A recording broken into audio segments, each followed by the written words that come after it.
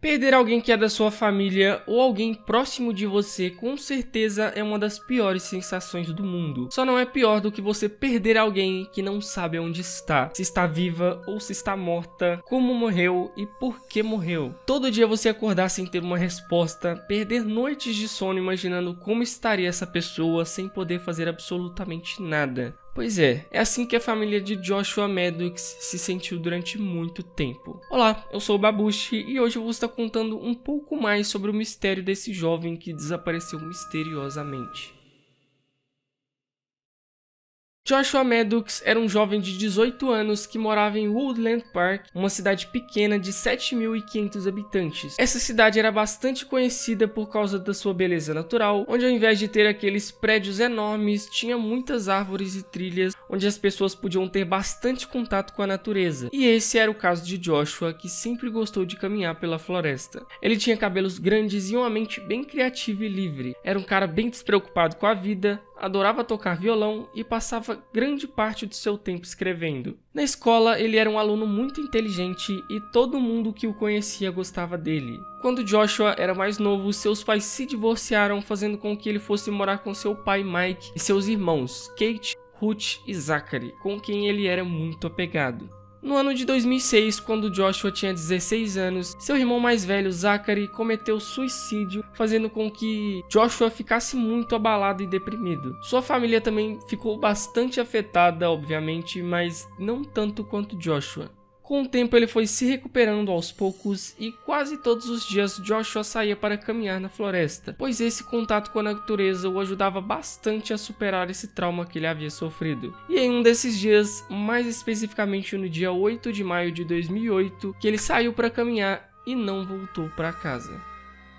A família nas primeiras horas achou que ele tivesse ido em algum lugar mais distante e que logo voltaria, mas no outro dia ele ainda não tinha retornado para casa. Inicialmente a família de Joshua não comunicou à polícia porque pensou que ele tivesse viajado para algum lugar, pois ele já tinha dito diversas vezes a sua vontade de sair por aí sem destino, tipo como aqueles mochileiros fazem, e que quando decidisse ir, não iria comunicar à família. Eles tentaram entrar em contato com diversos amigos de Joshua, mas ninguém sabia nenhuma informação sobre onde ele teria ido.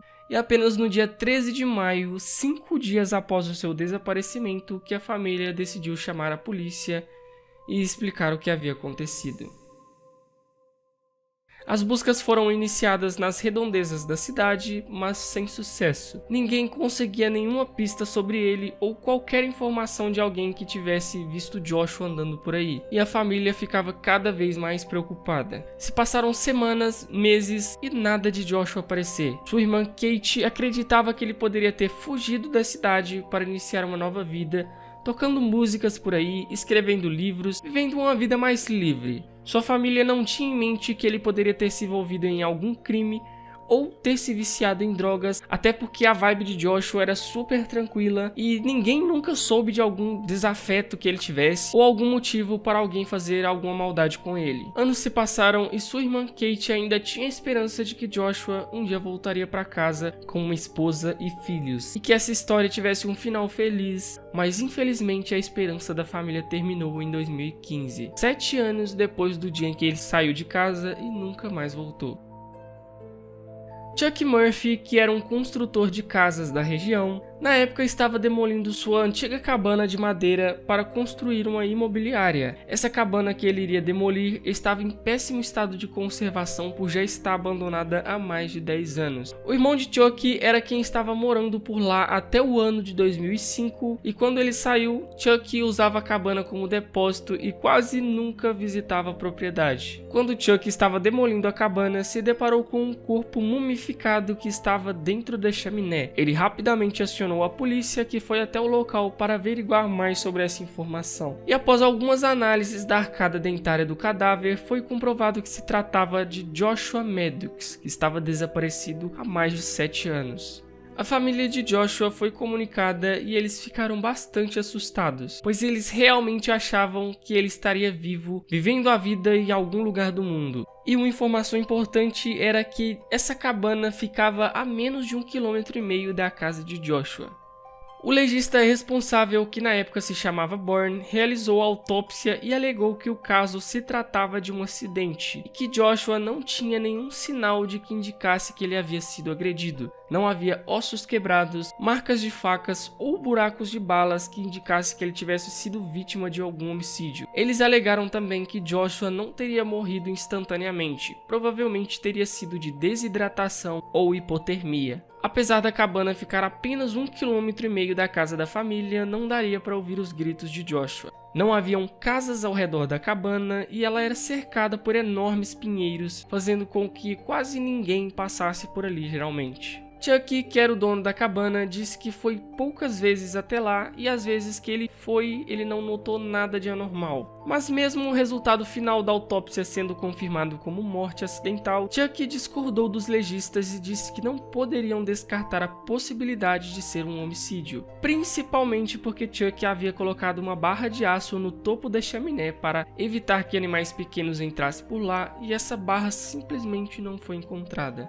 Porém, os legistas disseram que essa barra poderia ter sido retirada pelos trabalhadores ou simplesmente ter se perdido no meio dos entulhos. Chuck também tinha outros argumentos bem convincentes, como por exemplo a forma em que Joshua estava na chaminé, que seria em posição fetal de cabeça para baixo, o que seria quase impossível dele ter conseguido entrar ali sozinho, e que para fazer isso precisaria de pelo menos 2 pessoas. Mas a polícia descartou essa possibilidade de alguém ter colocado ele lá, porque Joshua não tinha nenhum indício de que ele tivesse sido machucado ou que ele tivesse sido drogado, pois na análise não foi encontrado nenhum indício de droga no organismo dele. Eles alegaram também que se caso alguém tivesse colocado ele lá, provavelmente seria amarrado, mas eles não encontraram nenhuma corda amarrada no corpo. A polícia novamente alegava que ele poderia ter entrado na chaminé por conta própria e ficando preso lá por algum motivo.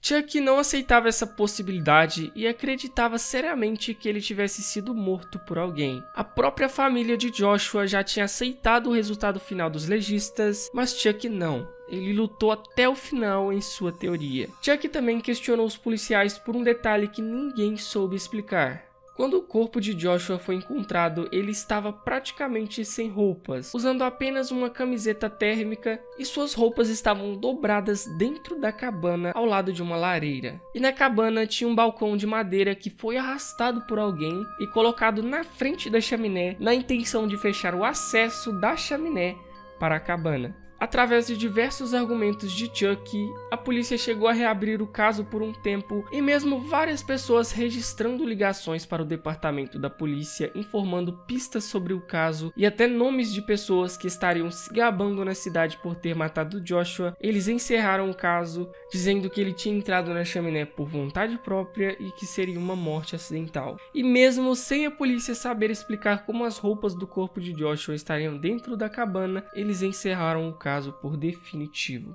Diversas pessoas também acreditavam que teria algo por trás dessa história e começaram a criar várias teorias para tentar solucionar esse caso. Alguns usuários da internet e até mesmo antigos amigos de Joshua criaram uma comunidade no Reddit para debater sobre o caso. Um usuário informou que quando estudou com Joshua na época do seu desaparecimento, ele estava andando com um hippie magrelo chamado Andy, que teria antecedentes criminais e que a polícia deveria investigar mais sobre esse cara. Outro usuário afirmou que estudou com Andy e disse que na época ele tocava guitarra em uma banda chamada The Balmers, que era um cara com a mente mais livre e que após terminar o ensino médio, ele foi embora dos Estados Unidos viajando como nômade. Ou seja, tinha interesses bem parecidos com os de Joshua, o que não descartaria uma possível amizade dos dois. Andy, de quem os usuários da comunidade estariam falando, seria Andrew Richard Newman. Ele foi preso no Novo México acusado de esfaquear um deficiente e após ser preso também confessou ter matado uma mulher na cidade de Taos e enfiado o corpo dela dentro de um barril. Os policiais chegaram a encontrar uma mulher morta dentro de um barril na cidade de Taos, mas eles alegaram que outra pessoa já teria sido presa por ter ligação com o crime e simplesmente cagaram para a confissão de Andy. Andy nunca foi interrogado sobre conhecer ou ter alguma ligação com Joshua e o caso foi fechado, ficando um mistério no ar que provavelmente nunca será resolvido. Alguns usuários da internet também criaram outras teorias. Uma delas seria de que Joshua teria um caso com Andy. Isso explicaria ele sempre ir caminhar na floresta sozinho e ter sido encontrado sem roupas. Isso também explicaria as roupas dobradas dentro da cabana e que por algum desentendimento dos dois, Andy teria matado Joshua e colocado dentro da chaminé. Ou outras teorias de que ele estava cumprindo algum desafio maluco dentro da cabana e alguém o colocou lá dentro da chaminé. Mas são apenas teorias.